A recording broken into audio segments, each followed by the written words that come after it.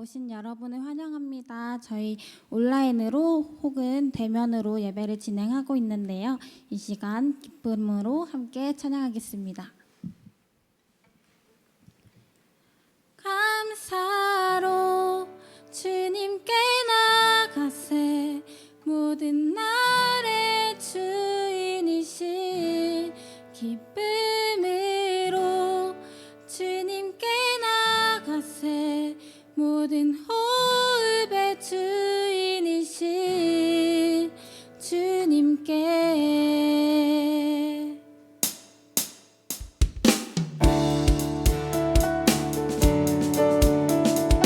이 시간 기쁨으로 함께 찬양하기 원합니다.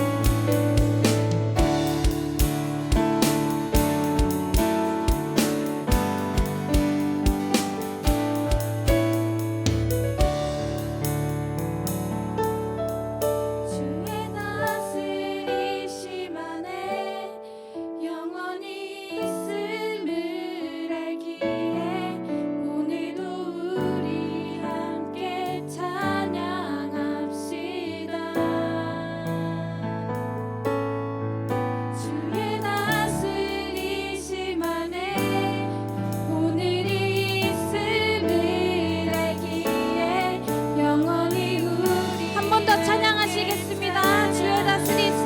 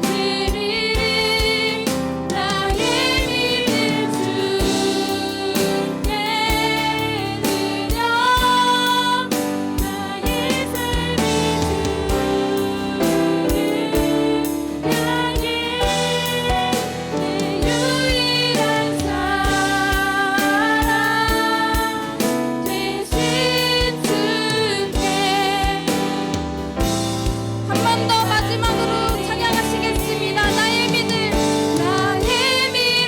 주께 드려 나의 삶인 주를 향해 내 유일한 사랑 되신 주께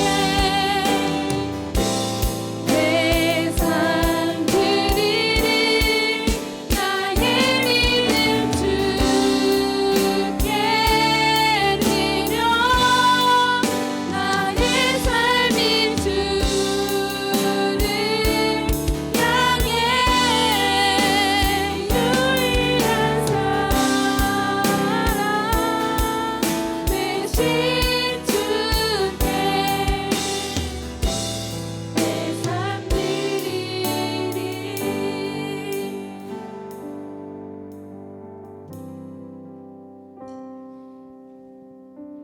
내 삶의 주인이신 주님, 우리가 이 시간 함께 기도하길 원합니다. 때로는 주어진 삶의 자리가 너무 힘겹고 무거울지인데 그 모든 것이 내려놓고 싶어질 때가 있습니다. 주님, 이런 우리를 사랑으로 품어주시고 하나님의 방향으로, 하나님의 길로 인도하여 주시옵소서. 또 나의 삶을 온전히 주님께 맡기며 그 삶이 믿음으로 나타낼 수 있는 그런 귀한 그리스도인이 되게 해달라고 이 시간 함께 기도하시겠습니다.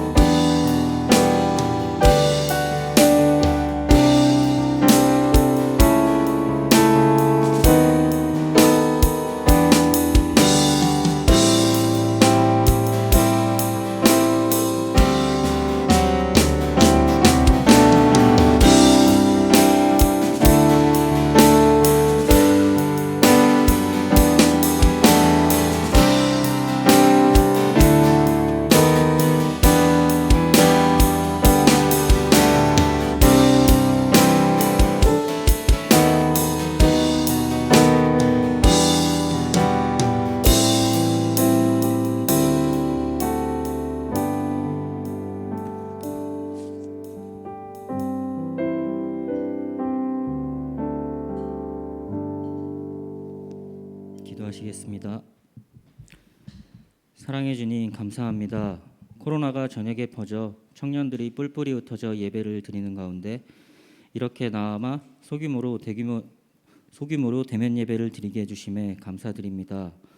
코로나로 인해서 알바를 잃고 직장을 잃고 그러한 청년들도 있습니다. 그리고 몸이 아프거나 좋지 못한 상황에 처해 있는 지체들도 있습니다.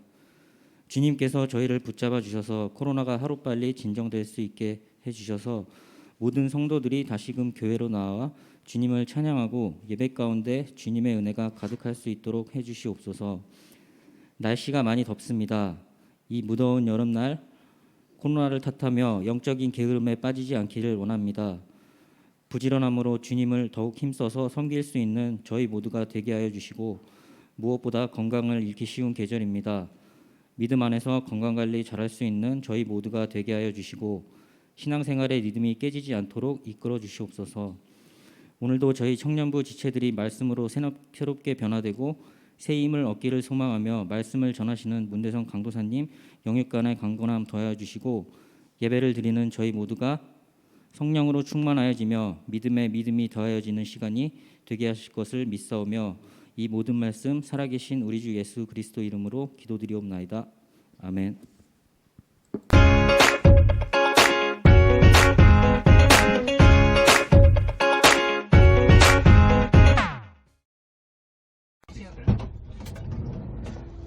안녕하세요. 네, 저희 이제 어디로 가면 되죠? 장미 아파트 8차로 가시면 됩니다. 잠깐만. 안녕하세요. 저희 문대성의 택시. 네, 오늘 네, 오늘 저희 귀하신 자매님 한 분 게스트로 모셨습니다. 저희 박지현 자매님 함께 해주셨습니다.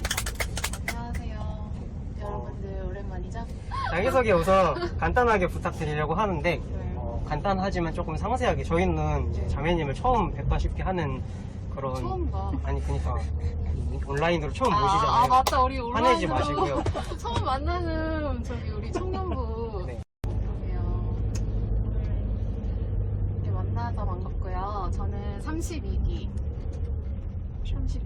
네, 맞습니다. 박지연이라고 하고요.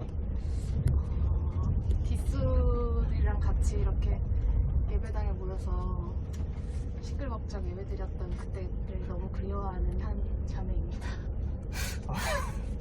네, 저희도 그리고- 그랬습니다. 그쵸. 저는 비서 일을 하고 있고요. 일을 한 지는 10년 정도 된 것 같아요. 프로 비서시네요. 그럼. 그래도 여전히 힘들고요. 진짜 엊그저께도 정말 너무 힘든 일이 있었는데 주님께서 또 피할 길을 주시네요. 그래서 또 하루 쉴 수 있는 또 그런 쉼터의 시간에 있었고 어쨌든 그렇고요. 그러면은 앞으로의 계획 이런 질문도 드렸었는데 비서라고 하셔서 네네네. 보통 비서라고 하면은 누군가를 좀 이렇게 보조하는 그런 직업이잖아요. 맞아요. 얼마나 높으신 분을 아, 이렇게 도우시는지 헌신하시는지 조금. 지금 제가 모시는 분 본부장님 그걸 제가 지금 두 분 두 분. 그리고 실장님을 한 분 이렇게 총 세 분을 모시고 있고요. 저도 세 분은 처음이에요. 올해가. 아, 그래서 많이 힘든 하루하루 보내고 그러시겠네요. 있는데 10년 정도 일이 하셨. 재밌어요. 아, 재밌어서 재밌죠. 네, 보람도 있고 아. 그래서 계속 하게 되는 것 같아요. 혼자서 세 분을 마킹하는 건 아니. 혼자서 세 분을 하는 거예요. 아, 네, 저 혼자서 3대 1로 모시고 있고요. 그래서 여기 계시는 분들이 다 세 분씩 모시고 있어요. 제일 화났던 최근의 일. 최근의 일을 하나 말씀드릴까요? 네. 되게 안 되는 일을 자꾸 하게 만드시는 거예요.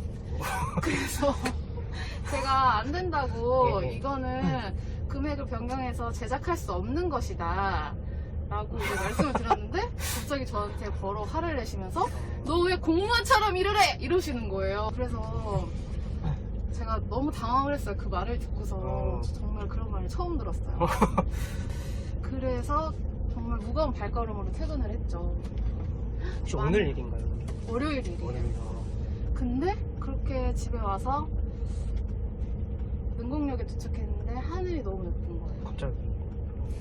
노을이 너무 예쁜 거예요. 네. 녹아 내리셨나요? 네, 거기서 또 눈물 한 방 흘리고.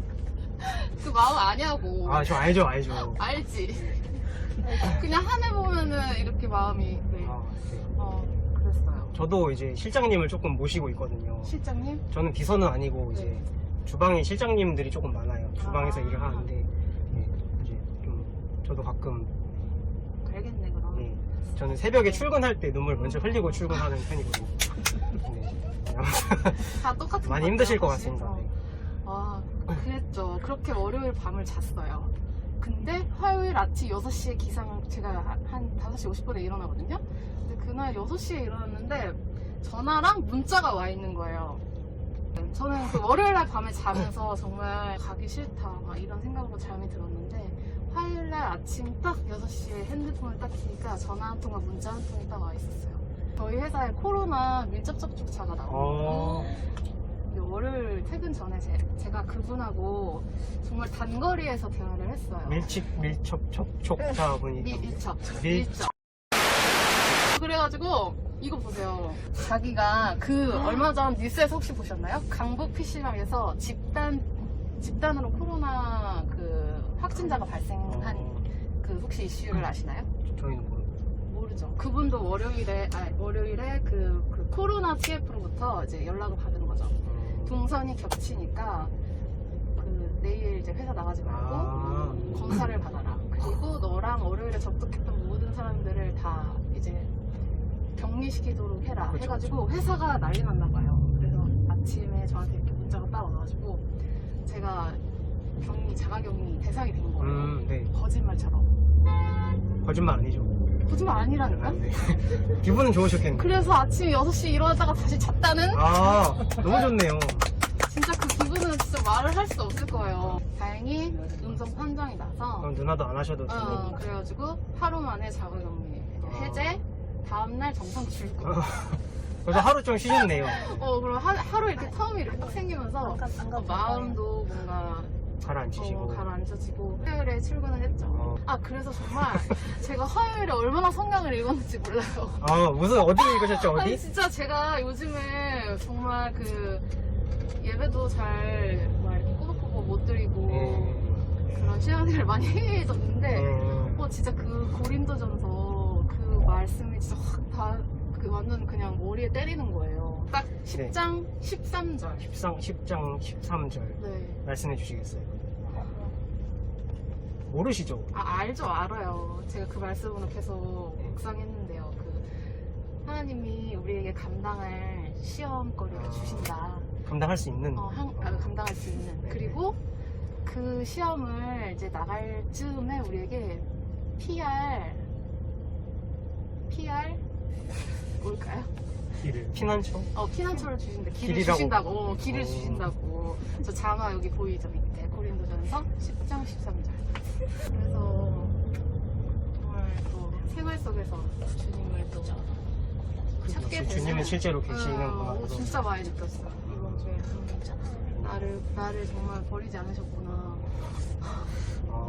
내가 나는 비록 해이해졌지만 맞죠. 나를 잊지 않으셨구나. 역시 주님은 나를 관찰하고 계시는. 굉장히 이 말씀을 주님께서 들으시면 지금 하늘에서 흐뭇하게 이렇게 내려다보고 계실 거예요. 어쨌든 그 질문이 고갈됐거든요. 강도사님 혹시 질문 있으세요? 저희 치트키예요. 질문 없을 때 나오는. 그럼 꼭 하나씩 이렇게 알려주시고. 지원자매님에게 우리 예수가족 청년부란 어떤 의미인가요? 너무 심쿵하는 질문을 해주시는 것 같아요. 저에게 예술가족은 진짜 약간 비 올 때 우산이 돼주는 그런 존재예요. 아니 생각하면 뭉클한 그런 존재죠. 누가 이렇게 많이 신경 써주셔서 네네네. 그때 정말 그 가족장이라고 해야 되죠. 그쵸. 그때 그 리더분들 같이 정말 같이 기도로서 그 길을 실현의 길을 같이 걸었던 그분들. 그리고 국내 막 선교 같은 것도 하면서 진짜 많이 저는 그때 하나님이 살아계심을 많이 느꼈던 것 같아요.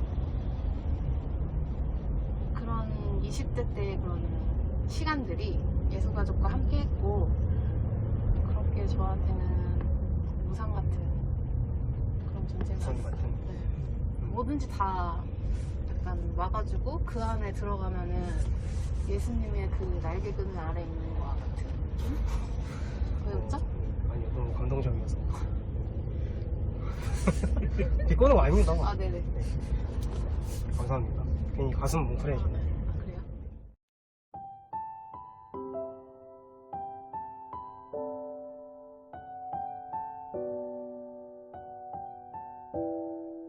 강도사님에게 저희 청년부는 어떤 의미인가요? 저에게 있어서 저희 청년부는 저는 아픈 손가락 같아요. 네.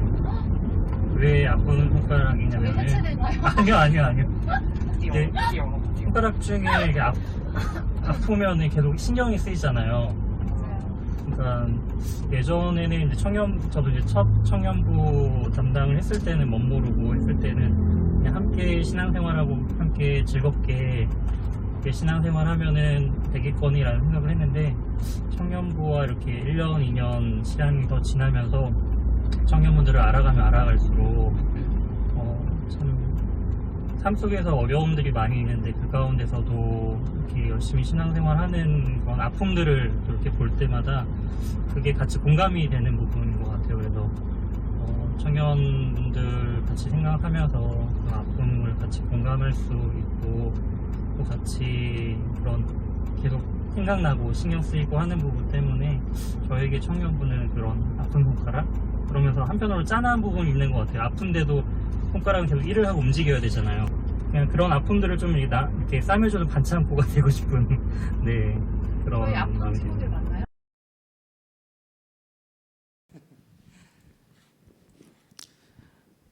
네, 청일부 광고 시간입니다. 인터뷰 영상을 미리 이제 보고 저희가 함께 또 교제 나누는 그런 시간들을 좀 가졌는데요. 인터뷰에 성실히 또 임해주시고 시간을 내주신 박지원 자매님께 감사드리고요. 이렇게 한 분 한 분의 삶을 나누고 또한 코로나 기간 동안 어떻게 또 지내셨는지 서로 소통할 수 있는 참 귀한 시간인 것 같습니다. 누구든 같이 인터뷰하실 수 있거든요. 원하시는 분들 신청해 주시고요.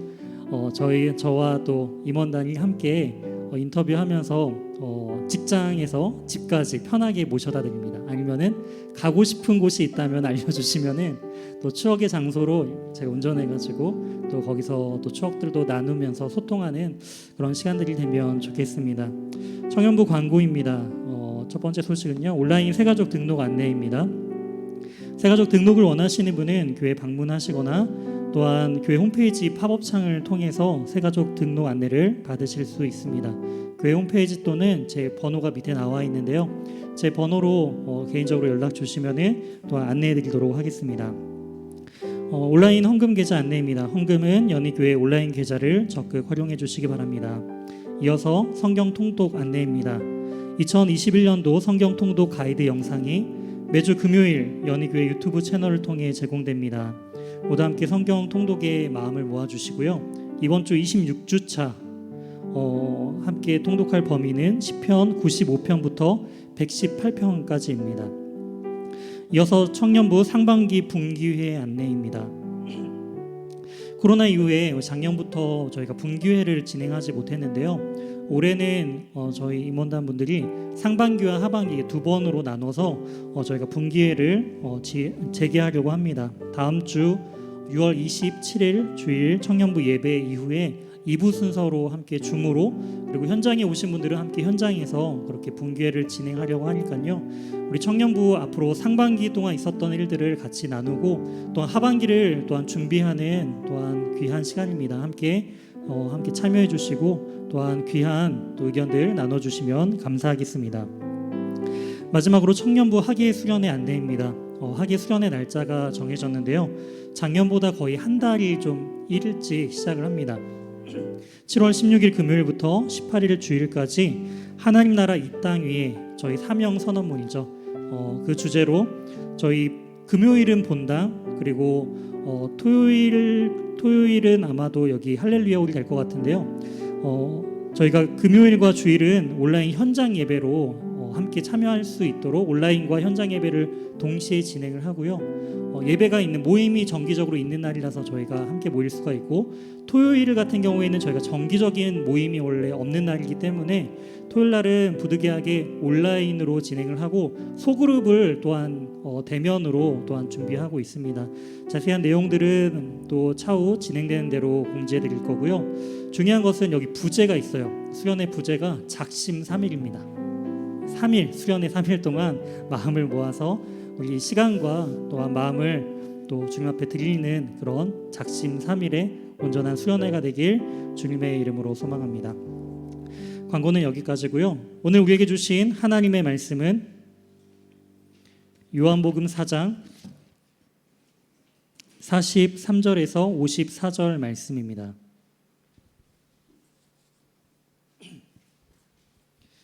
요한복음 4장 43절에서 54절 말씀 다 찾으셨으면은 우리 한 절씩 교독하여 읽도록 하겠습니다. 제가 먼저 5장 43절 먼저 읽도록 하겠습니다. 이틀이 지남에 예수께서 거기를 떠나 갈릴리로 가시며 친히 증언하시기를 선지자가 고향에서는 높임을 받지 못한다 하시고 갈릴리에 이르심에 갈릴리인들이 그를 영접하니 이는 자기들도 명절에 갔다가 예수께서 명절 중 예루살렘에서 하신 모든 일을 보았음이더라. 예수께서 다시 갈릴리 가나에 이르시니 전에 물로 포도주를 만드신 곳이라. 왕의 신하가 있어 그의 아들이 가버나움에서 병들었더니 그가 예수께서 유대로부터 갈릴리로 오셨다는 것을 듣고 가서 청하되 내려오셔서 내 아들의 병을 고쳐 주소서 하니 그가 거의 죽게 되었음이라. 예수께서 이르시되 너희는 표적과 기사를 보지 못하면 도무지 믿지 아니하리라. 신하가 이르되 주여 내 아이가 죽기 전에 내려오소서.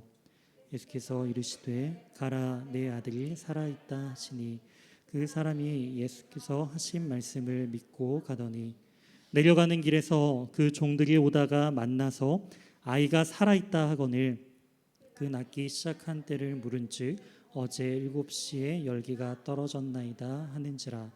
그의 아버지가 예수께서 내 아들이 살아있다 말씀하신 그때인 줄 알고 자기와 그 온 집안이 다 믿으니라. 이것은 예수께서 유대에서 갈릴리로 오신 후에 행하신 두 번째 표적이니라. 아멘. 오늘 본문을 중심으로 두 번째 표적이라는 제목으로 하나님의 말씀 증거하도록 하겠습니다. 우리가 계속적으로 요한복음 말씀을 함께 나누고 있습니다. 요한복음은 총 21장으로 구성되어 있는데요. 총 4부분으로 나눌 수 있다라고 제가 요한복음 첫 시간에 개론적인 부분들을 다루었죠. 혹시 기억하고 계시나요? 먼저 서론에 해당하는 것이 요한복음 1장, 그리고 결론 부분에 해당하는 것이 마지막 21장이라면은 중간에 또 크게 두 부분으로 나눌 수 있다라고 말씀을 드렸어요. 1장부터 10 몇 장까지죠? 12장까지가 무슨 책인가요? 무슨 책? 맞습니다. 표적의 책이고요. 그다음에 13장부터 20장까지가 무슨 책인가요? 바로 영광의 책이라고 제가 크게 두 부분으로 나눌 수 있다라고 말씀을 드렸죠.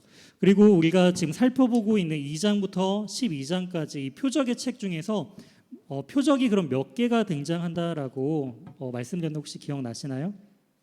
총 7개의 표적이 등장을 합니다.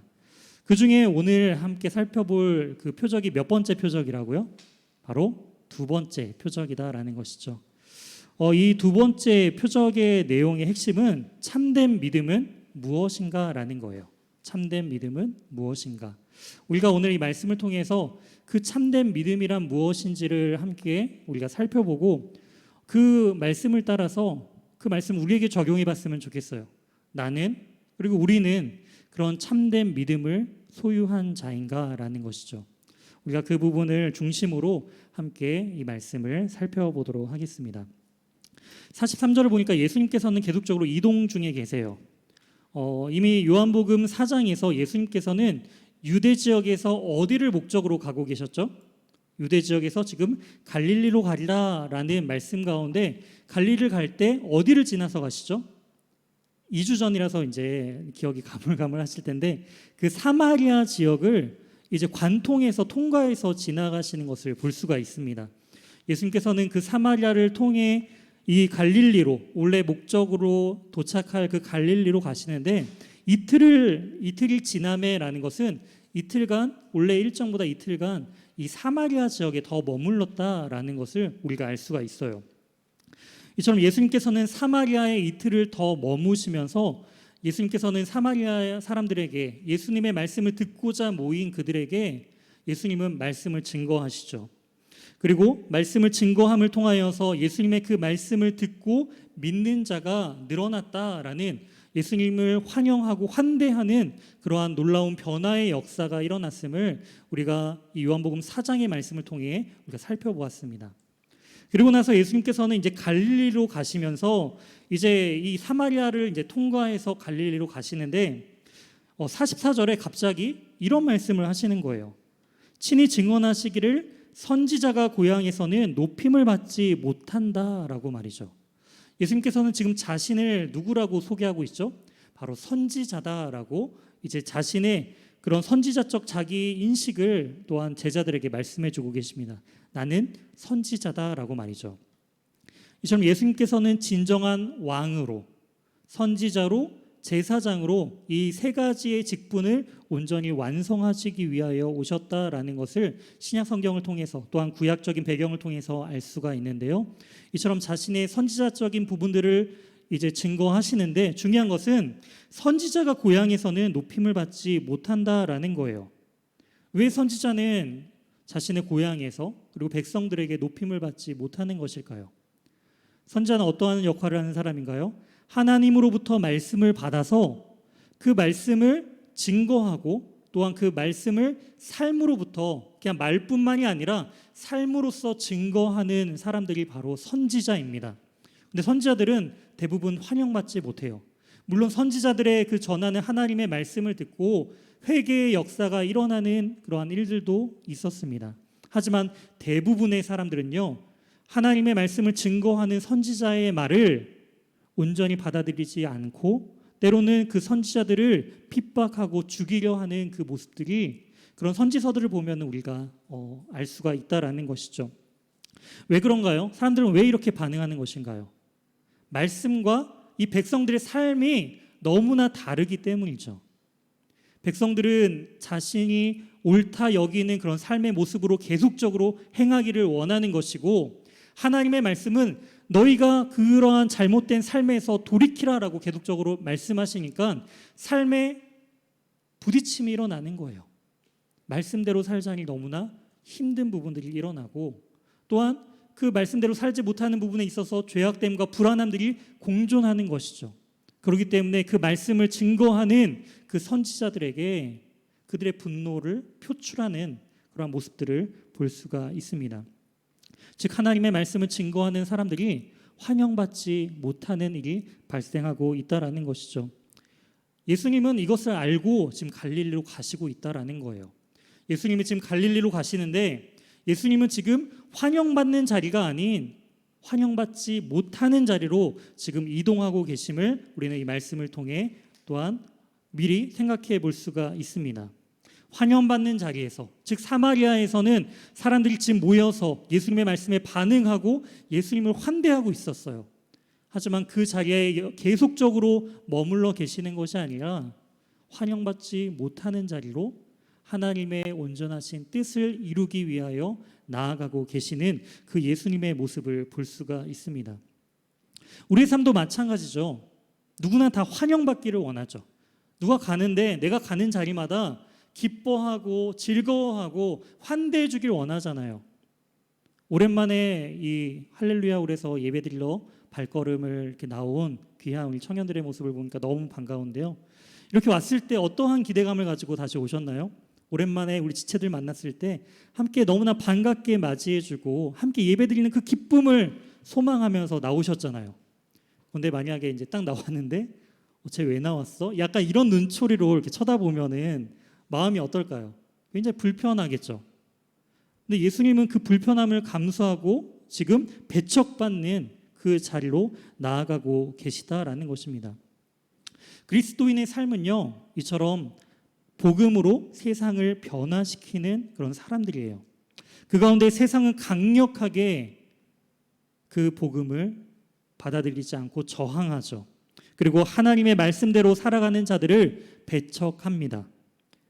그 고난의 길을 우리는 걸어갈 준비가 되었는가라는 것이죠. 지금 예수님께서는 그 배척받는 자리로 먼저 걸어가심을 통하여서 자신을 따르는 제자들에게 계속 질문하시는 거예요. 그래도 함께 가려느냐라고 말이죠.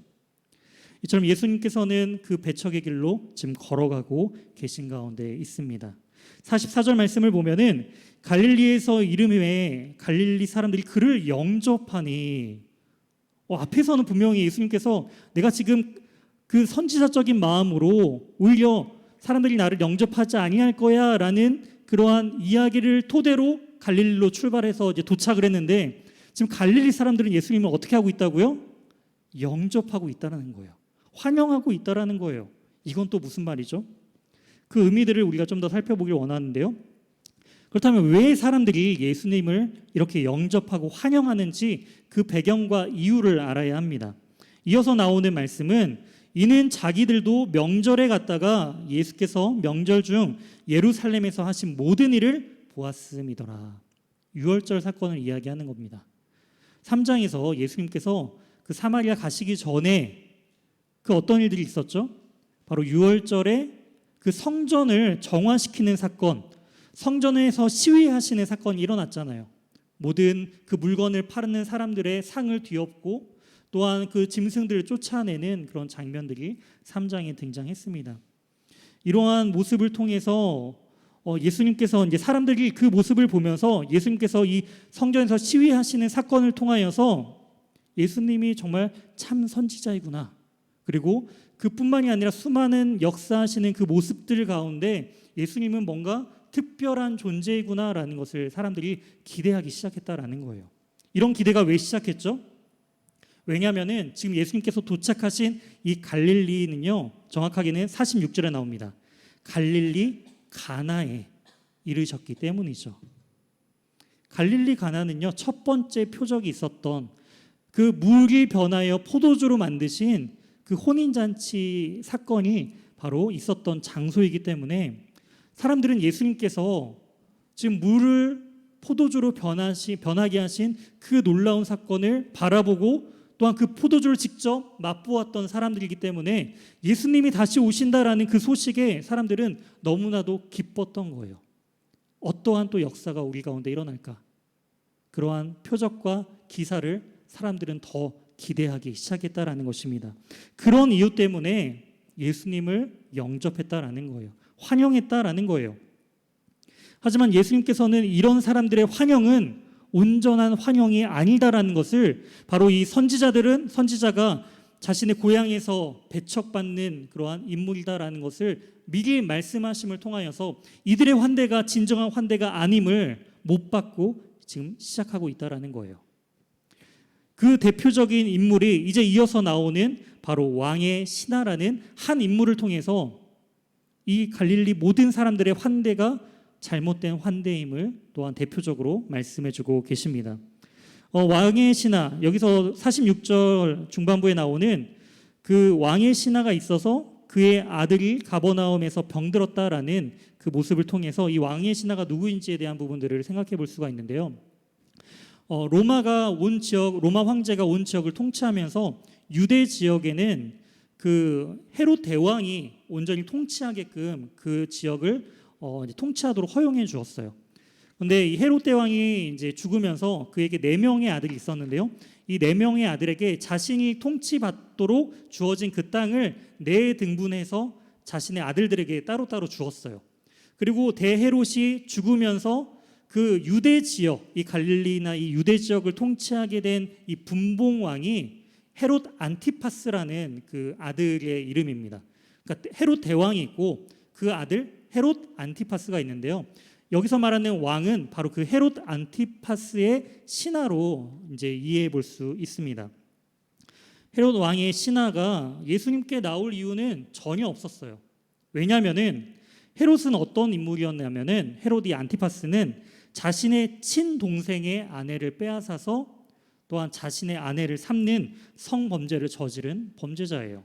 또한 이 헤롯은 세례 요한을 목베어서 죽음에 이르도록 한 그런 대표적인 악한 왕입니다. 그래서 예수님은 누가복음 13장 32절에 이 헤롯을 평가할 때 여우라는 표현을 사용하면서 부정적인 이미지를 사용하고 있어요. 그러한 모습 가운데 이처럼 헤롯의 신하인 이 왕의 신하는요, 예수님께 굳이 나올 아무런 이유가 없는 상황이었습니다. 그런데 딱 한 가지, 이 왕의 신하가 예수님께 나온 유일한 이유는 무엇인가요? 그 유일한 이유는 바로 자신의 아들이 병들어서 죽게 되었다라는 거예요. 자신의 높은 지위를 통해서 수많은 의사들을 찾아갔겠죠. 아들의 병을 고치기 위해서 좋은 약이라는 약은 다 써봤을 거예요. 높은 지위와 수많은 재산이 있었음에도 불구하고 죽어가는 아들의 모습을 보면서 이 아버지는 자신이 가진 걸로는 아무것도 이 아들에게 해줄 수 없다라는 것을 깨닫습니다. 그리고 생명이 너무나도 위중한 상황 가운데 마지막 지푸라기와 같은 희망의 끈을 잡은 것이 바로 예수님이에요. 예수님이 다시금 이 갈릴리로 오신다라는 소식을 듣고 한 걸음에 지금 다가온 것을 알 수가 있습니다. 지금 이 사람이 살고 있는 이 지역인 가버나움에서 갈릴리 가나까지는 약 20km가 좀 넘는 거리예요. 그 거리를 그냥 평지 거리도 아니고 산 비탈길 어려운 그 길을 이 예수님을 만나기 위해 달려왔다라는 것입니다. 47절입니다. 그가 예수께서 유대로부터 갈릴리에 오셨다라는 것을 듣고 청하되 내려오셔서 내 아들의 병을 고쳐 주소서 하니 그가 거의 죽게 되었습니다. 왕의 신하는요, 예수님이 어떠한 분인가에 대한 관심은 전혀 없어요. 오직 한 가지 이유, 지금 죽어가는 내 아들을 살리기 위해서 예수님이 내 아들이 있는 나의 집에 오셔서 내 아들을 만져주시기라도 한다면, 손이라도 얹고 기도라도 한번 해주시면은 왠지 나을 것 같은 그런 마음이 있는 거예요. 왜냐고요? 물을 변하여 포도주로 바꾸시게 하신 분이고 수많은 이적들을 보이신 분이기 때문에 예수님을 자신의 집으로 데리고 간다면 이 아들은 살 수 있을 것이다라는 그런 희망을 가지고 예수님께 나아왔다라는 것입니다. 그때 예수님께서 하신 말씀이 48절이에요. 그렇게 절실한 상황 가운데 요청했던 그 말을 통해서 예수님은 이렇게 말씀하십니다. 예수께서 이르시되 너희는 표적과 기사를 보지 못하면 도무지 믿지 아니하리라. 질책하고 계시죠. 왕의 신하뿐만이 아니라 너희는 이라는 표현을 통해서 이 갈릴리, 자신을 환영하고 있는 갈릴리 가나 모든 사람들에게 지금 이야기하고 있는 거예요. 너희는 표적과 기사를 보지 아니하면 도저히 믿지 아니하는구나. 무엇을 믿는다는 거죠? 예수님 자체에는 관심이 없는데 표적과 기사에만 관심이 있다라는 것을 지금 책망하고 계신 것입니다. 표적과 기사가 아니면은 믿지 않을 것이다라는 것이죠. 예수는 누구인지 아무런 관심이 없는 그 갈릴리 사람들, 그리고 왕의 신하를 지금 책망하고 계십니다. 다시 한번 이 왕의 신하는 주님께 간절히 매달리죠. 49절입니다. 내 아이가 죽기 전에 내려오소서. 이제 곧 숨이 끊어질 것 같은 그 아이를 보고 예수님께 달려왔어요. 내 아이가 제발 죽기 전에 예수님이 와서 내 아이 손이라도 한번 잡아줬으면, 그런 마음으로 간절하게 부탁하는 것을 볼 수가 있습니다. 예수님에 대해 관심은 없지만 이 사람이 수많은 기적을 행했다는 것을 믿고 당신이라면은 우리 아들이 살아날 수 있을 것입니다라는 단 한 가지 소망을 가지고 나아왔다라는 것이죠. 왕의 신하의 그 요청에 예수님은 어떻게 답변하셨을까요? 너가 기사와 표적에만 관심이 있구나. 그럼 믿음 없는 자는 나의 기적을 온전히 받아들일 자격이 없어. 이렇게 내치신 것이 아니라 50절 말씀입니다. 예수께서 이르시되 가라. 내 아들이 살아있다 하시니 그 사람이 예수께서 하신 말씀을 믿고 가더니, 같이 간 게 아니라 그냥 가라라고 얘기한 거예요. 그리고 이미 살았다라고 선포하십니다. 표적과 기적을 요구하는 왕의 신하의 요청에 예수님은요, 무엇을 요청하고 계시나요? 예수님께서 살았다라는 그 말씀에 순종하기를 원하신다라는 거예요. 표적과 기사를 강구했던 사람에게 순종을 요구하시는 예수님의 모습을 볼 수 있습니다. 왕의 명령에 절대적으로 순종하면서 왕의 신하로서 평생을 살았던 이 신하가 이제는 예수님의 그 말씀에 전적으로 순종하는 법을 지금 요청하고 계신 거예요. 다른 어떤 행위가 아니라 하나님의 말씀에 대한 순종을 지금 예수님께서는 요청하고 계시다라는 것입니다. 이처럼 바른 신앙은요 어떠한 표적과 기사를 보고 믿는 것이 아닙니다. 바로 예수님의 말씀을 전적으로 신뢰함을 통하여서 예수님은 정말로 우리가 신뢰할 수 있는 분이다라는 그러한 믿음을 갖는 것이 너무나도 중요하다라는 것을 지금 강조해주고 계시죠. 이러한 믿음에 그리고 순종에 대한 요청에 왕의 신하는 어떻게 반응하나요? 그 말씀에 순종함으로 믿고 갑니다. 주님, 그게 무슨 말이세요? 무슨 일이 있어도 주님, 저와 함께 가셔야 돼요. 끝까지 매달린 것이 아니라 그저 그 말씀에 순종해서 자신의 집으로 혼자 떠나는 모습을 볼 수가 있습니다. 이러한 오늘 본문의 배경과 상황들을 통해서 우리는 이런 질문을 해볼 수 있을 것 같아요. 우리 인생 가운데 굉장히 절실한 그러한 필요나 아니면 우리 안에 큰 여러 가지 어려운 아픔 때문에 예수님을 찾을 수 있잖아요. 예수님이 어떤 분이신지에 대한 관심이 아니라 그 문제 때문에 예수님을 찾을 수 있는 거 아닌가요? 그런데 그것이 잘못된 것인가라는 질문을 우리는 스스로 해볼 수가 있습니다. 지금 이 사람은 자녀의 아픔을 경험한 부모예요. 아버지예요. 대다수의 자녀를 가진 부모는요, 자식이 아픈 것을 보는 것보다 차라리 아버지인 부모인 내가 아픈 것이 더 낫다라고 여길 것입니다. 자식이 그 고통당하는 그 모습을 보면서 부모가 그 고통 가운데 아무것도 해줄 수 없는 좌절을 경험하는 것은 너무나 괴롭기 때문이죠. 자녀가 곧 죽게 되었을 때 지푸라기라도 잡는 심정으로 예수님께 나아온 이 왕의 신하를 누가 정죄하면서 손가락질 하겠습니까? 믿음도 없는 놈이 어떻게 이때 자기 자식이 죽어간다고 평소에는 한 번도 찾아오지 않았던 사람이 이렇게 절실할 때만 예수님께 나오는 것 너무한 거 아니야? 누가 이렇게 손가락질할 수 있을까요?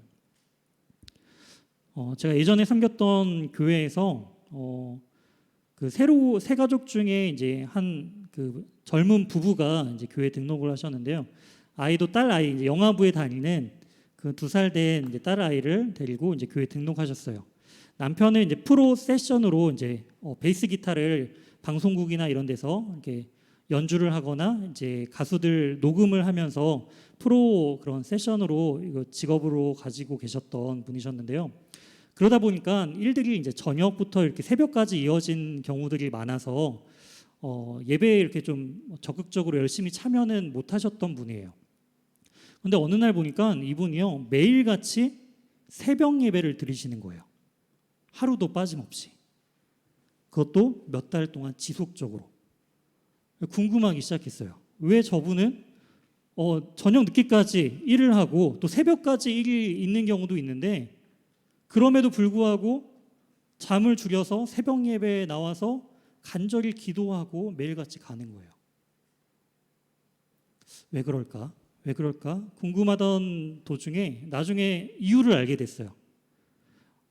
이 부부가 맞벌이를 하면서 이 2살 된 딸 아이를 이제 시어머니께 잠깐 맡긴 거죠. 시어머니가 이제 본인의 집에 와서 출근한 이제 아이가 어린이집이나 이제 그렇게 보내기가 어린 나이니까 집에서 혼자 있을 수 없으니까 할머니를 모셔서 잠깐 좀 봐달라라고 이렇게 부탁을 한 거예요. 그런데 이 할머니가 아이를 위해서 아이에게 이제 먹을 것을 주기 위해서 분유를 타기 위해서 이제 포트에다가 물을 끓였죠. 그리고 이제 다른 볼일을 하러 갑니다. 이 2살 된 아이는 아장아장 걸어오면서 그 끓는 물이 신기한 거예요. 그리고 그것을 잡고 앞으로 끌어당겼어요. 위에 이제 티를 입고 있어서 몸으로부터 이렇게 아래까지 그 뜨거운 물 끓는 그 끓는 물이 그 몸 전체를 뒤덮었는데 다행히 상체는 그 티를 입고 있어서 그나마 조금 다행이었는데 그 하체 쪽에는 그 기저귀만 차고 있어서 특별히 한쪽 다리 쪽에 집중해서 그 끓는 물이 쏟아졌어요.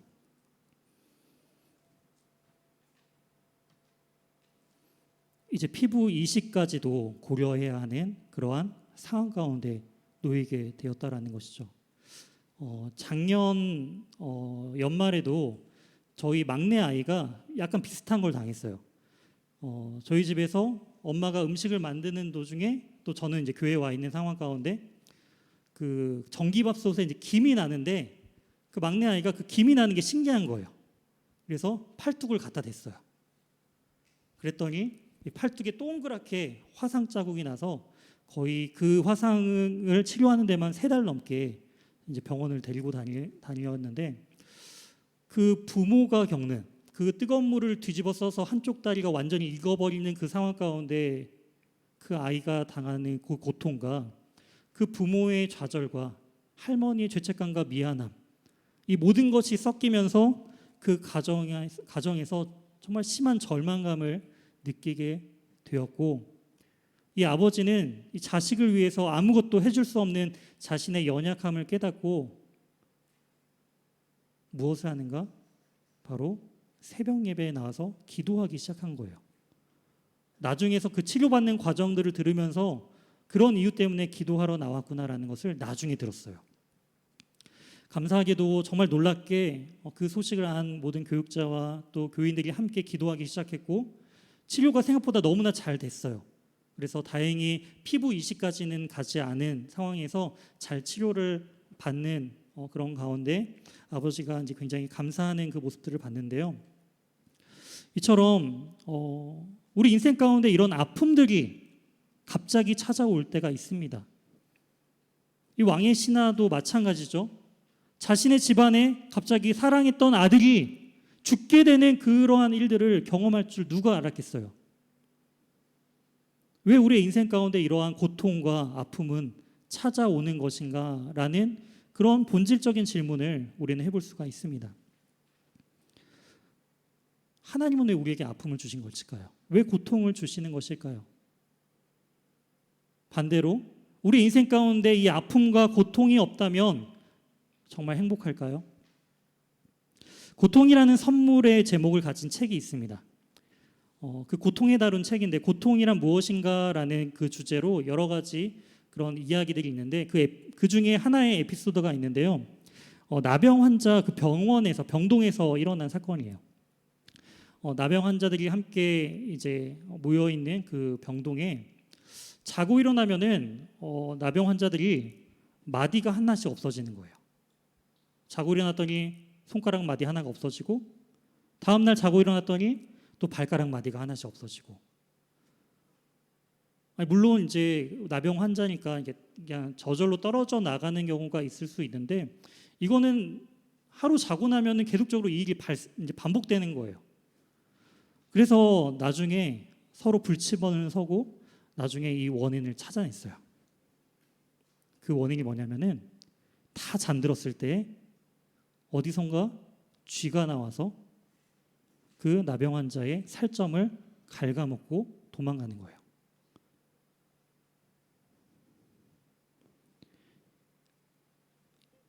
이 책의 내용을 통해서 아니 뭔가에 물렸으면은 아야 하고 아파서 피해야 되잖아요. 근데 고통이 없다면은 그것마저도 더 큰 좌절과 절망으로 더 큰 고통이 우리 인생 가운데 찾아온다라는 그런 메시지를 주고 있죠. 이처럼 성경에서도 나병, 이 한센병은요, 공동체에서는 온전히 함께 할 수 없는 분리되는 인생을 살아갈 수밖에 없게 하는 것이 바로 이 나병입니다. 특징은 육체가 썩어져 떨어져 나아가지만 아무런 통증이 없다라는 거예요. 아픔을 아는 것이 복임을 우리는 알아야 합니다. 우리의 삶의 아픔을 통해서 하나님께서는 무엇을 우리가 깨닫기를 원하시는 것일까요? 육체적인 그 고통과 세상 속에 살아가면서 우리가 느끼게 되는 수많은 좌절과 이별과 아픔을 통해서 주님께서 우리에게 말씀해 주시는 것은 육체적인 그런 아픔이 있는 것처럼 우리는 영적으로 죽어가고 있다는 것을 주님께서는 우리에게 알려주시는 거예요.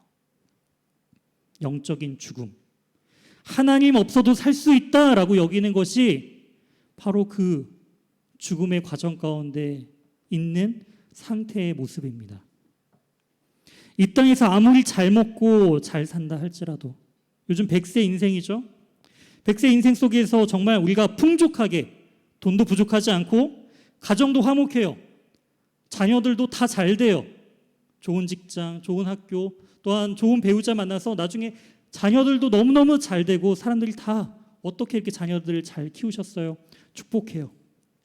죽을 날까지 한 번도 아프지 않고 건강하게 생활하다가 그리고 죽음을 한다면 모든 것이 다 완벽한다 할지라도 그 안에 예수가 없는 인생은요, 결국 영원한 영적인 멸망에 다다르게 된다라는 것을 지금 알려주고 계신 것입니다. 우리는 영적으로도 지금 죽음에 이르고 있다라는 것을 알아야 해요. 영원한 그 하나님과의 단절이 바로 그 죽음의 증상이다라는 것이죠. 주님이 없어도 되는 것 같은 그런 인생, 이미 영적으로 죽어 있는 인생인 것입니다. 이처럼 하나님께서는 그 아픔과 고통을 통해서 무엇을 원하시는가? 더 하나님을 찾기를 원하신다라는 거예요. 비록 하나님이 어떠한 분이신지, 예수님이 어떠한 분이신지 몰라도 찾기를 원하신다라는 거예요. 그 절실한 찾음을 통해서 더 하나님께 깊이 있게 나아가고 더 하나님을 깊이 있게 찾는 그 모습을 통해서 내가 지금 영적으로 죽어가고 있구나라는 것을 깨닫고 다시금 생명으로 옮기시기를 원하신다라는 것이죠. 바로 이 7가지 표적 중에 이 두 번째 표적이 바로 그 믿음에 대한 부분들을 우리에게 말씀해주고 있는 것입니다. 요한복음 그 2장부터 이 12장까지 7가지 등장하는 표적 중에요, 이것은 첫 번째 표적입니다. 그리고 이것은 두 번째 표적입니다라고 이제 표적을 이렇게 쭉 나열하면서 7가지가 등장을 하는데요. 이렇게 번호가 매겨져 있는 것은 첫 번째하고 두 번째까지밖에 없어요. 나머지는 표적이지만 이게 뭐 세 번째 표적입니다, 네 번째 표적입니다라는 그런 설명이 없어요. 그렇다면 왜 첫 번째와 두 번째만 이 순서를 번호를 매겨서 설명을 하고 있는가? 그것은 첫 번째와 이 두 번째 표정이 매우 긴밀하게 연결되어 있다라는 것을 이 요한 기자는 우리에게 말씀해주고 있고 또한 우리가 그것을 깨닫기를 원하고 있다라는 것이죠. 어떻게 이 두 가지 사건이 긴밀하게 연관되어 있을까요? 첫 번째는 어떤 사건이었죠? 가나의 혼인잔치 사건입니다. 물이 변하여 포도주가 되는 사건이었죠. 두 번째, 이 똑같이 가나에서 왕의 신하의 아들을 고치는 사건이죠. 공통점이 무엇인가요? 특이하게도 이 두 번 다 가나에서 일어난 사건임을 알 수가 있습니다. 가나의 혼인잔치를 통해서는 누가 믿게 되죠? 물떠온 하인들이 믿게 되는 것이 아니라 제자들이 예수님을 믿게 되었다라고 설명하고 있어요. 그리고 이 왕의 신하의 아들을 고치는 사건을 통해서는 그럼 누가 믿음에 이르게 되었을까요? 53절입니다. 그의 아버지가 예수께서 내 아들이 살아있다 말씀하신 그때인 줄 알고 자기와 누가요? 그 온 집안이 다 믿게 되었다라는 거예요. 왕의 신하뿐만이 아니라 그의 온 집안 사람들이 믿음에 이르게 되었다라는 것입니다. 기적을 직접적으로 경험했다라고 해서 모두가 다 믿음에 이르는 것은 아닙니다. 간접적인 경험을 통해서도 그리고 말씀만으로도 믿음에 이를 수 있다라는 거예요. 그럼에도 불구하고 하나님은 필요에 따라서 우리의 일상 속에서 기적을 경험하게 하십니다. 왕의 이 신하를 통해서도 그 자녀가 낳게 되는 그 기적적인 상황을 통해서 그와 그 가족들을 변화시켜 주셨죠. 왜 이러한 기적을 허락하시는 것일까요? 그것은 다른 것이 아니라 이 땅 가운데서 더 잘 먹고 잘 살아가는 것이 아니라 나중에 이 왕의 신하의 아들도 나이가 먹게 되면 또 죽음에 이르겠죠. 영원히 사는 것이 아닙니다. 그럼에도 불구하고 그의 생명을 연장해 주신 이유가 분명히 있다라는 거예요. 그 이유는요, 진정한 믿음이 무엇인지를 알려주기 위함이에요. 51절부터 52절 말씀을 우리 한번 같이 한번 읽어보도록 하겠습니다. 51절, 52절입니다. 시작. 내려가는 길에 그 종들이 오다가 만나서 아이가 살아있다 하거늘 그 낳기 시작한 때를 물은즉 어제 7시에 열기가 떨어졌나이다 하는지라. 아멘. 예수님께서 이제 아이가 낳았다, 너 집으로 돌아가 라고 이야기하죠. 그 말에 순종해서 집으로 가요. 가던 길에 자신의 집에서 오는 하인들과 마주한 거예요. 하인들도 어떤 소식을 들고 이 주인을 만나기 위해 온 것인가요? 그 주인의 아들이 낳았다라는 그 기쁜 소식을 전하기 위해서 근심하고 있을 자신의 주인을 위해서 달려왔겠죠. 서로 오던 길에 마주 중간에서 만납니다. 그때 이 왕의 신하가 그 종들에게 물어보는 말이 이거예요. 그 낫기 시작한 때가 언제냐라는 것이죠. 왜 이런 질문을 했을까요? 그 안에서도 믿음에 대한 의심이 있었기 때문이에요. 예수님께서 분명히 낳았다라고 말씀하셨지만 아들이 낳게 된 게 우연히 낳을 수도 있잖아요. 그냥 갑자기 열기가 확 사라져서 낳을 수도 있는 거잖아요. 그래서 낳기 시작한 때가 언제냐라는 시점을 명확하게 물어봅니다. 왕의 신하는 기억하고 있었던 거예요. 예수님께서 낳았다라고 그 말하신 그 시간을 그는 기억하고 있었다라는 거예요. 그리고 그 낳은 시점을 들어보니까 이것은 자연적인 그러한 치유가 아니라 예수님의 말씀으로 인해서 치유받은 것이구나라는 그 사실을 이 왕의 신하는 깨닫게 된 거예요. 아직 온전한 확신은 없어요. 그저 내 아들이 낳기를 원했던 그 왕의 신하가 예수님께서 요청하시죠. 작은 믿음의 신뢰를 요구하시죠. 낳았으니까 돌아가라라는 거예요. 그 작은 믿음 붙들고 예수님께 순종하는 그 작은 거 붙들고 집에 가고 있는 거예요. 그럼에도 불안한 거예요. 내 아들 살아있을까? 살았다라는 소식을 들었음에도 아직 그 믿음은 온전하지는 않았다라는 거예요. 확신이 필요했죠. 우리 믿음도 이러한 믿음의 과정을 거치는 것 같습니다. 처음부터 정말 주님, 내 모든 거 걸고 죽겠습니다라는 믿음을 가지고 담대히 나아갈 수 있는 그런 믿음을 가진 사람이 과연 몇이나 될까요? 그저 친구들 같이 어울리는 게 좋아서 맛있는 간식 준다니까, 요즘에는 그렇게 간식 준다도 안 오지만 간식 준다니까, 수련회 가면은 뭔가 재밌으니까, 여러 가지 그런 이유들, 다른 것 때문에 온 게 아니잖아요. 정말 예수님 만나고 싶어서, 예수님이 궁금해서 오신 분도 계시겠죠. 하지만 대부분은 그냥 사람이 좋아서, 분위기가 좋아서, 집에서 가까워서 수많은 다른 이유들 때문에 신앙생활을 시작했을 것입니다. 그리고 이 의심도 하죠. 주님께서 정말 믿으라고 하는데 이 말씀이 믿어지지 않으면서 말씀을 이렇게 설교를 듣지만 저게 진짜일까? 그렇게 말씀하시는데 한번 그렇게 해볼까? 하나씩 하나씩 믿음이 걸음마를 떼기 시작하는 것이죠.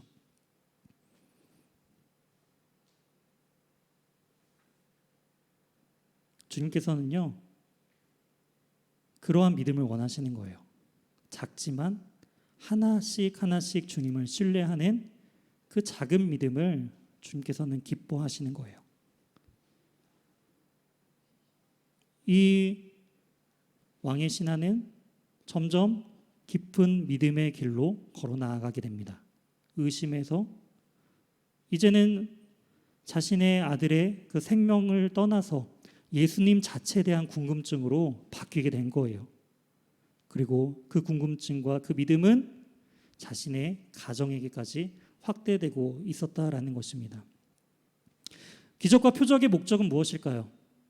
예수님께서 이렇게 기적과 표적을 보여주시는 목적은요, 다른 것이 아니라 사람들의 인생과 삶을 윤택하게 하고 죽음에서 사람들의 그 어려움들을 해결해주는, 문제를 해결해주는 그냥 해결사로서 오신 게 아니라 예수님의 진정한 이 표적의 목적은요, 예수님이 누구이신가라는 것을 알려주기 위함이에요.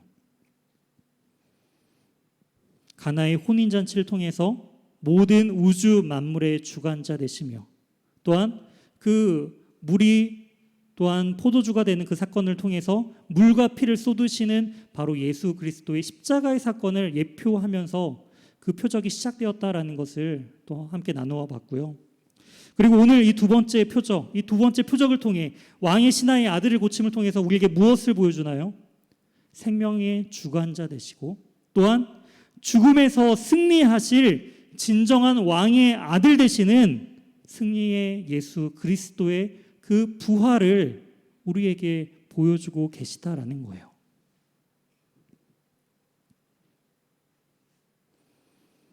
사랑하는 우리 연희교회 청년 여러분, 우리 삶에 수많은 문제와 고통들이 있습니다.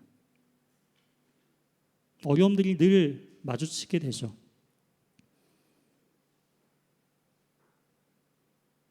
그 고통이 너무 괴로울 때가 너무나도 많이 있죠. 이 고통이 없었으면, 빨리 이 부분들이 빨리 넘어가고 지나갔으면 이라는 그런 때가 우리에게 너무나도 자주 찾아오죠. 그런 문제들이 찾아올 때 주님께서는요, 그 문제를 통해 주님께 나아오기를 원하시는 거예요. 혹시 인생 가운데 삶의 어려움들이 있으신가요? 그렇다면 그것을 붙들고 혼자 해결하려고 하지 마시고 주님께 나아오세요. 왕의 신하처럼 주님께 그 사실을 던지는 거예요. 주님, 내 아들이 죽어가고 있어요. 살려주세요라고 말이죠. 뭐 어떤 거창한 하나님의 나라와 영광을 위한 그 구원에 대한 기도만을 주님께서 원하시는 것이 아니라 우리 인생의 문제를 가지고 주님 앞에 붙들며 나아오는 그 연약한 믿음이라 할지라도 주님께서는 주님께 나아오는 그 한 사람을 찾고 계시다라는 거예요. 그리고 믿음 없음을 또한 말씀하시지만 그것은 책망하기 위함이 아니라 더 깊은 믿음으로 나아가야 된다라는 하나님의 그 마음이 그 안에 담겨져 있다는 것을 알아야 합니다. 우리의 문제를 하나씩 하나씩 해결해 주실 거예요. 그때 우리는 알아야 합니다. 하나님의 진정한 사인을, 하나님께서 이 문제를 해결해 주셨다라는 분명한 사인을 우리는 알아야 해요. 왕의 신하처럼 한번 믿고 기도하시고 그 문제가 어떻게 해결되는지를 하나님께 맡기면서 그 문제의 결과를 한번 지켜보세요. 왕의 신하는 이게 우연히 해결된 것이 아니라 예수님께서 말씀하셨던 그 순간 일어난 하나님 아버지의 놀라운 역사하심을 경험하고 나서야 그는 진정한 믿음으로 들어갈 수 있었습니다.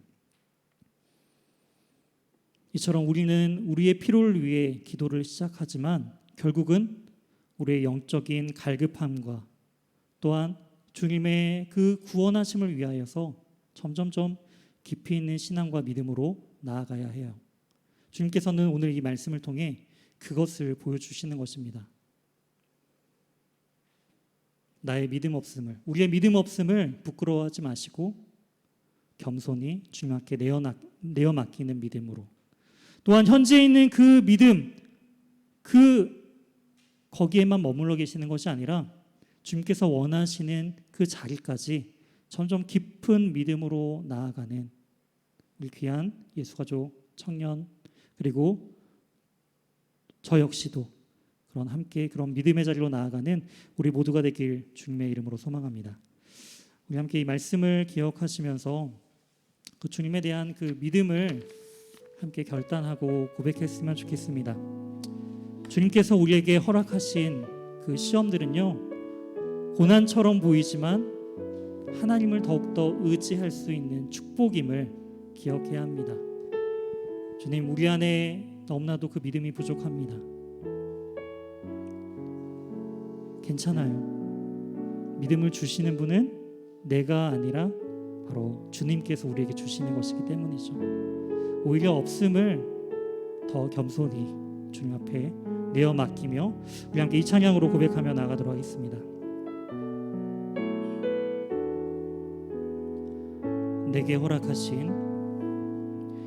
내게 허락하신 시련을 통해 나의 믿음 더욱 강하게 자라나고 험한 산과 골짜기 지나는 동안 주께 더 가까이 나를 이끄시네. 내가 겪는 시험이 어렵고 힘겨워도 내 주님보다 크지 않네.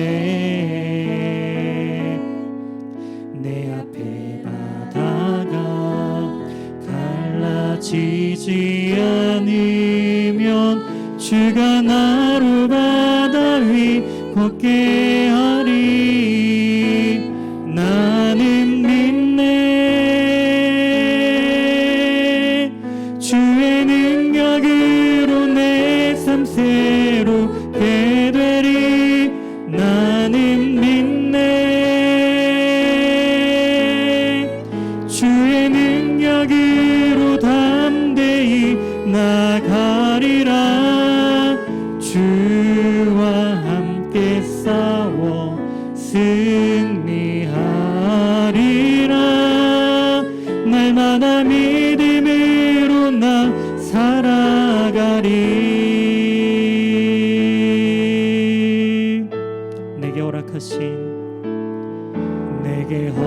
허락하신 시련을 통해 나의 믿음 더욱 강하게 자라나고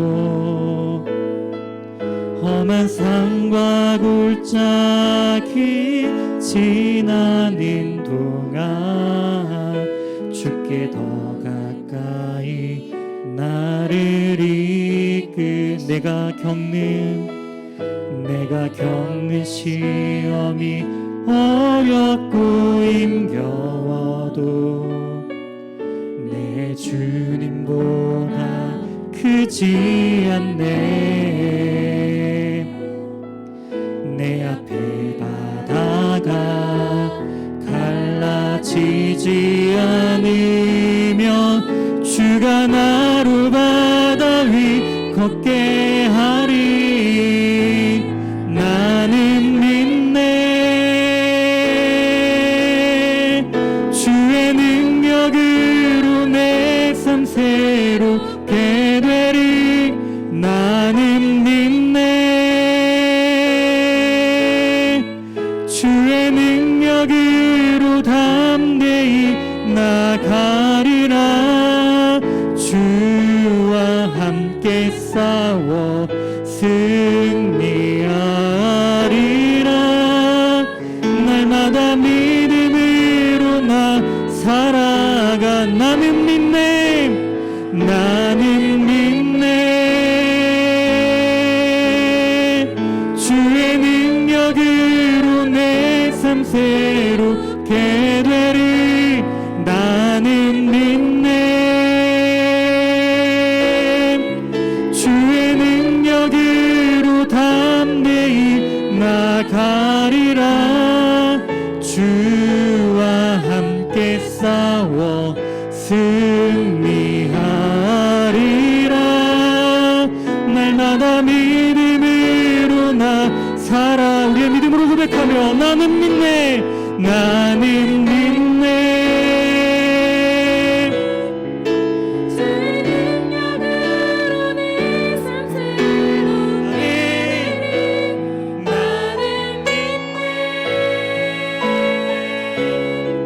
주의 능력으로 담대히 나가리라. 주와 함께 싸워 승리하리라. 날마다 믿음으로 나 살아가리. 우리 말씀을 의지하며 함께 기도했으면 좋겠습니다. 주님, 우리에게 믿음을 허락하여 주시옵소서. 주님, 우리의 믿음 없음을 불쌍히 여겨 주시옵소서. 주님께서 원하시는 것은 우리의 그 시련과 아픔들을 가지고 주님께 나아오는 것입니다. 주님께 맡기세요. 주님께 기도하세요. 주님의 일하심을 믿으세요. 주님께서 원하시는 것은요, 다른 어떠한 큰 기적과 이적이 아니라 그 말씀에 대한, 그 권위에 대한 순종입니다. 함께 기도합시다. 하나님, 감사합니다. 주님께서 원하시는 그 작은 순종, 작은 믿음을 가지고 주님께로 나아가길 소망합니다. 하나님, 왕의 신하가 그 삶의 커다란 문제와 고통 앞에서 주님께 울부짖는 마음으로, 지푸라기라도 잡는 심정으로, 주님에 대한 관심이 아니라 내 아들에 대한, 생명에 대한 관심으로 주님께 나아갔습니다. 하지만 주님께서 원하시는 것은 주님의 말씀에 대한 신뢰와 믿음과 온전히 주님의 말씀대로 행할 것을 요청할 때에 그 왕의 신하는 그 주님의 말씀에 순종함으로 나아갑니다. 하지만 주님, 여전히 의심하며 나아갑니다. 여전히 내 아들은 살아있을까 고민하며 죽었으면 어떻게 하자라는 그러한 마음으로 집으로 나아갑니다. 하지만 주님, 주님의 말씀대로 그 모든 것이 이루어졌다라는 그 믿음의 결과를 온전히 바라보고 나서야 이 왕의 신하는 이제 아들의 생명을 떠나서 생명의 주권자 되시며 우리의 참된 주인 되신 그 주님께 눈을 향하여 들게 되었습니다. 주님, 우리도 그러한 믿음의 눈을 허락하여 주시옵소서. 세상의 것에 좌절하고 절망하며 우리의 현재 문제 가운데 고통당하며 있는 우리 청년들, 하나님께서 그 청년들의 그 고통과 아픔을 어루만져 주시옵소서. 그 어루만져 주심을 통하여서 우리 청년들이 눈을 들어 이제 문제를 바라보는 것이 아닌 문제를 뛰어넘어 우리와 함께 하시며 우리를 바라보고 계시는 그 주님께 우리의 시선을 돌려드릴 수 있도록 주님 역사하여 주시옵소서. 그리하여 아주 작은 믿음이라 할지라도 그 적은 믿음을 가지고 하나님 온전한 하나님의 나라의 영광을 우리에게 선물로 주시는 그 놀라운 역사와 하나님의 놀라우신 그 은혜를 우리의 삶으로 경험하며 나아가는 주의 이 땅을 살아가는 주의 청년들 될 수 있도록 주님 역사하여 주시옵소서. 주님 앞에 서로 다른 마음으로 이 자리에 나왔다 할지라도 야도 하지 않겠소는 우리 청년들에게 하나님의 그 관심과 마음이 우리에게 있음을 주님 깨닫고 주님께 기도하게 하여 주시옵소서. 주님께 맡기게 도와주시옵소서. 이어서 기도했으면 좋겠습니다. 주님, 우리의 믿음 없음을, 우리의 연약함을 주님 용서하여 주시옵소서.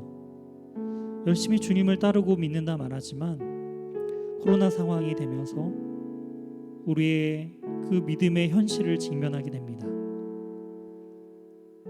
때로는 이 편안함이 계속 유지되기를 원하는 이중적인 그 마음도 있음을 주님 고백합니다. 때로는 교회 나오고 함께 가족 모임하고 교제하고 나오는 것이 시간 낭비 같고 무엇인가 손해보는 것만 같은 그러한 마음이 들 때도 참으로 많이 있었습니다. 하지만 주님께서는 그러한 모임을 통해 우리의 만남을 통해 주님 앞에 들려지는 그 예배를 통해 주님을 더욱더 찾고 주님을 알게 하시며 그 작은 믿음이 점점 깊이 있게 뿌리박아 하나님께서 원하시는 진정한 그 믿음에 이르도록 우리의 신앙이 자라나기를 원하시는 주님, 이 왕의 신하처럼 작은 것에 순종하며 하나님께 맡기는 인생들이 될 수 있도록 주님 우리를 변화시켜 주시옵소서. 우리 그러한 간절한 마음으로 다시 한번 기도하며 나아가도록 하겠습니다. 주여, 주님 감사합니다. 하나님, 아주 작은 그러한 하나님의 말씀에 대한 반응, 다른 큰 것을 믿으면서 나가는 것도 아니고 그저 주님이 가라 명하신 그 말씀을 그저 신뢰함으로 나아갑니다. 큰 믿음을 가지고 나아가는 것도 아니고 아무런 희망이 없기 때문에 그저 주님의 말씀 붙들고 나아갑니다. 하지만 그 붙든 말씀이 생명이 되어 나의 유일한 진정한 그 생명된 아들이 살아나는 것을 바라보고 그 아들의 생명을 뛰어넘어 온 그 가족들이 함께 그 영적인 죽음에서 벗어나 진정한 생명의 길로, 영원한 생명의 길로 나아가게 하심을 주님 우리가 바라봤습니다. 우리가 이 땅 가운데 잘 산다 할지라도 그 안에 주님이 없다면 우리는 실패한 인생이요, 우리는 아무런 희망이 없는 죽을 수밖에 없는 그러한 인생임을 주님 고백합니다. 주님, 그 영원한 하나님의 나라와 진정한 생명 되신 그 예수 그리스도를 붙드는 인생이 되게 하여 주시옵소서. 주님과 함께 동행함을 통하여서 세상 속에서 직면하는 수많은 문제들 가운데 우리가 두려워 떠는 것이 아니라 그 문제를 주님께 맡김을 통하여서 주님과 더욱더 친밀한 교제를 나누고 회복하며 하나님과 더욱더 깊이 있는 신앙의 교제를 통하여서 주님, 이 땅을 살아가면서 주님과 교제하는 그 기쁨을 누리게 하여 주시고 점점 깊은 신앙의 그 깊이로 나아가 하나님 더욱더 주님만으로 온전한 만족함을 누리며 영원한 하나님의 나라를 바라볼 수 있는 참된 믿음과 소망을 우리에게 허락하여 주시옵소서. 한 주간 오늘 하루 한 걸음 한 걸음 그 작은 믿음의 발걸음을 떼어져 나아갈 수 있도록 주님 우리의 손을 붙들어 주시고 우리를 인도하여 주시옵소서. 하나님 감사합니다. 하나님 왕의 신하에게 있어서 그 인생의 가장 큰 절망과 문제는 자신의 사랑하는 아들이 죽어가는 문제였습니다. 주님에 대한 관심도 아니요, 그 문제의 해결을 위해서 아무런 관련이 없는 그 예수님 앞에 나오게 되었을 때 주님께서는 작은 그 믿음에 대한 순종을 요청하셨습니다. 그 말대로 행하지만 여전히 의심을 품으며 과연 내 아들은 살아났을까? 그러한 궁금증에 집으로 달려가던 그 왕의 신하에게 아들이 살아났으며 바로 그것은 예수님의 말씀에 그 생명이 소생되었다라고 말했던 그 순간임을 깨닫게 됩니다. 그 순간 이제 아들의 죽음을 뛰어넘어 영원한 생명 되신 주님을 바라보게 되었고 그 온 집안이 주님을 믿게 되는 놀라운 구원의 역사가 시작된 것처럼 주님, 우리는 연약하여 우리에게 속한 이 땅의 것만을 바라보고 살 때가 너무나도 많이 있음을 주님 고백합니다. 계속 주님을 바라봐야 하지만 여전히 현실의 문제는 우리에게 너무나 큰 벽으로 다가오고 그 벽 앞에서 우리는 좌절하고 절망하며 그 문제에 울부짖고 있을 때가 너무나도 많이 있습니다. 그럴 때 주님께서는 우리에게 말씀하시며 그 말씀에 대한 작은 신뢰와 순종을 요구하십니다. 우리도 우리의 인생 가운데 하루하루 주님의 그 말씀에 순종함을 통하여서 주님께서 우리의 인생 가운데 어떻게 역사하시며 또한 이 땅이 전부가 아닌 영원한 그 하나님의 나라와 주님과 동행하는 그 복된 그 교제함을 우리도 회복되길 소망합니다. 우리를 만나주시고 우리를 변화시켜 주시고 우리를 새롭게 하여 주시옵소서. 우리의 믿음의 연약함을 주님 불쌍히 여겨 주시옵소서. 한 주간도 주님과 동행하며 참된 믿음으로 한 걸음 한 걸음 나아가는 우리 사랑하는 귀한 예수가족 청년 모두가 될 수 있도록 인도해 주실 것을 믿사오며 이 모든 말씀 살아계신 예수 그리스도의 이름으로 기도드립니다.